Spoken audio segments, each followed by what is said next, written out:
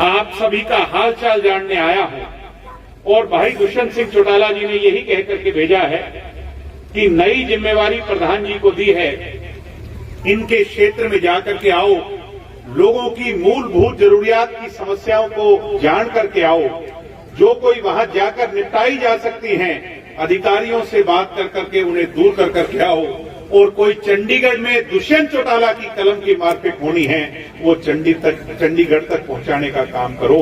आज तो आपके बीच में वो जानने के लिए आपसे मुलाकात करने,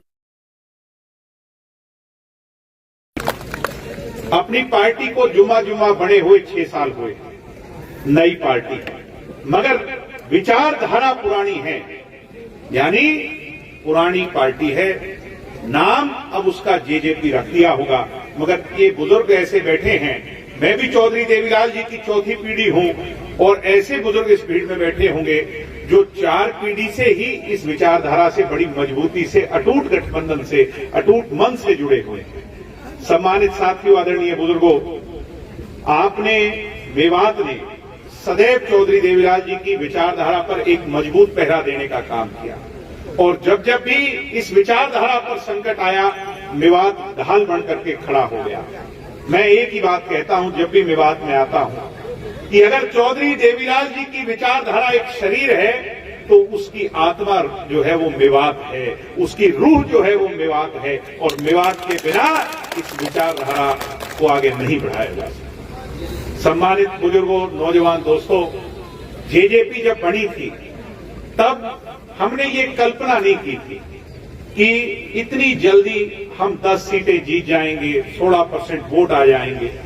एक ही बात अमूमन तौर पर कार्यकर्ता कहते थे कि दुष्यंत जी एक अच्छे सांसद के तौर पर काम करने वाले नेता रहे और अगर वो हरियाणा की यानी लोकल राजनीति में आ जाएं तो फिर वो एक ना एक दिन मुख्यमंत्री जरूर बनेंगे। एक आम कार्यकर्ता ये कहता था कि 2019 में तो बात नहीं बनेगी, 2024 में बात अपनी जरूर बनेगी। बात कहते थे कि नहीं कहते थे?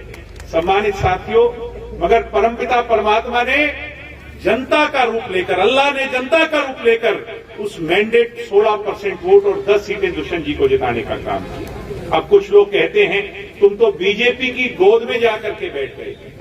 हम बीजेपी की गोद में जाकर के नहीं बैठे। अगर हम कांग्रेस पार्टी के साथ चले जाते तो 30 के अंदर 10 जोड़ लो, कितने बैठते हैं? 40 बैठते हैं।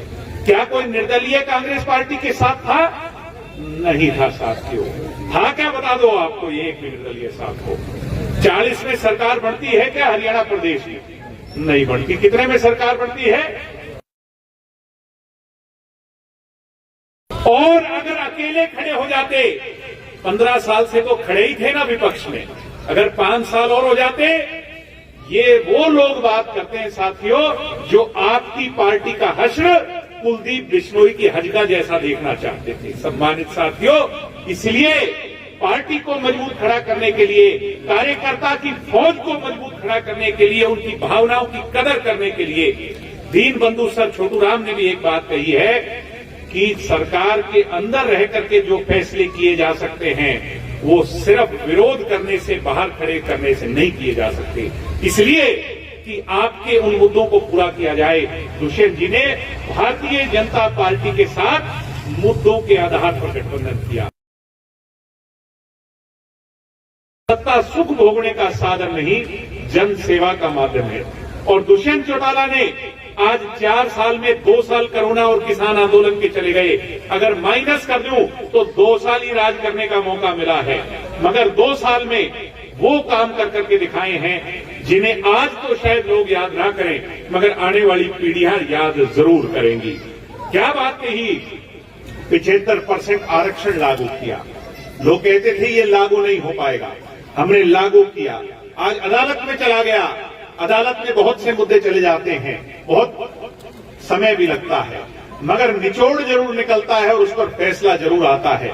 सुप्रीम कोर्ट में इस बात की लड़ाई है और सुप्रीम कोर्ट में इस बात की लड़ाई हम बड़ी मजबूत पक्ष कर करके लड़ेंगे। मैं आपको आश्वस्त देता हूं कि हमारा चाहे कुछ भी वो 75% आरक्षण को जरूर लागू करा करके रहेंगे, इसे हम यूं ही नहीं करेंगे। अगर मराठा को महाराष्ट्र में आरक्षण मिल सकता है, गुजरात में गुजराती को मिल सकता है, गोवा में गोवन को मिल सकता है, तो हरियाणा में हरियाणवी को और मेवाती को क्यों आरक्षण नहीं मिल सकता?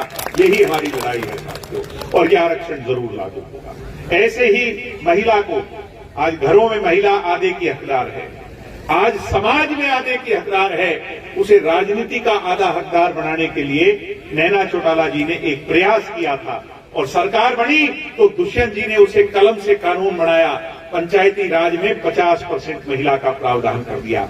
शायद आज इस बात को कोई तवज्जो ना दे।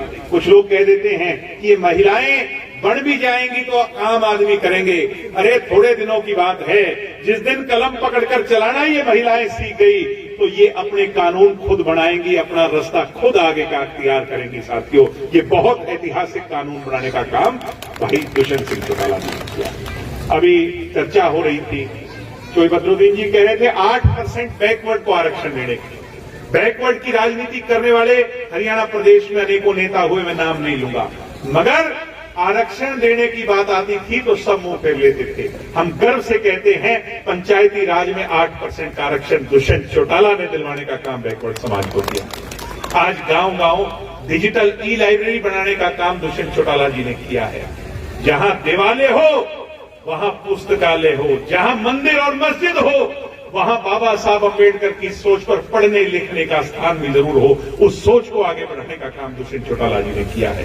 किसान परिवारों के हम लोग हैं।